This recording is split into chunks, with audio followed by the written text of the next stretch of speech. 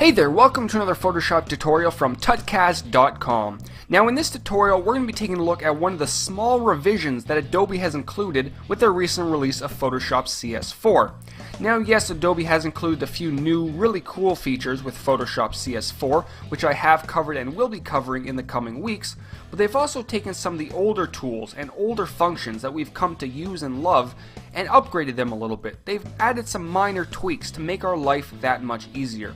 And in this tutorial, we're going to be taking a look at color range. Now I've done a tutorial in the past on color range and how that's used. I'm going to show you how it's traditionally used and how it can be used now.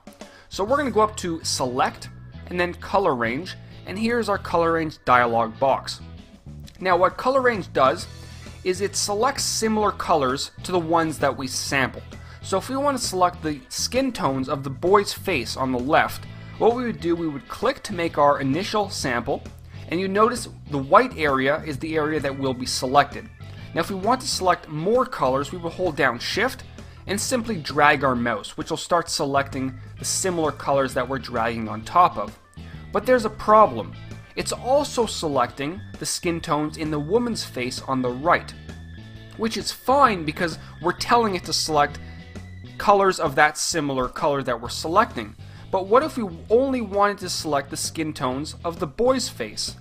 Well, with localized color clusters, the new feature in color range, it's that much simpler. We're going to turn that on.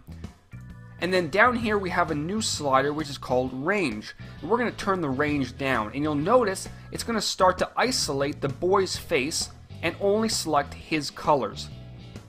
Basically what it does, if I understand this correctly, it figures out where we sampled the color and slowly masks out everything else in a nice feathery way. Now we can go ahead and tweak our selection just a little bit like we could before by holding down either Shift to add to our selection or holding down Alt or Option to subtract from our selection.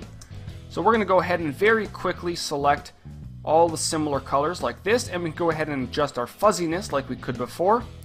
And when we're happy with our result, we're going to press on OK. And you'll notice that it's only selected his skin tones, as you can see here. Now the selection could have been a little bit better, but you're obviously going to spend more time on it. And now I'm going to very quickly add an adjustment layer by going over to our adjustments panel. I will be covering the new panels in Photoshop CS4 in a future tutorial. I'm going to click on that, and I'm going to add a hue and saturation adjustment. And very simply add a color just like this. And you'll notice it's adjusting only his face and not his mother's face. We can hop into our masks panel and feather it out a little bit just to soften up that mask. Very, very simple. So that was a very quick tutorial on the color range feature, which I've discussed before, but in specific the new localized color clusters tweak that they've added in this revision of Photoshop CS4. Now before I end this video, I want to touch on one small thing. This is directed at my YouTube audience. When I upload a video, on average, the first week it receives around 5,000 views. And of that 5,000 views, there's only around 50 comments at the end of the week.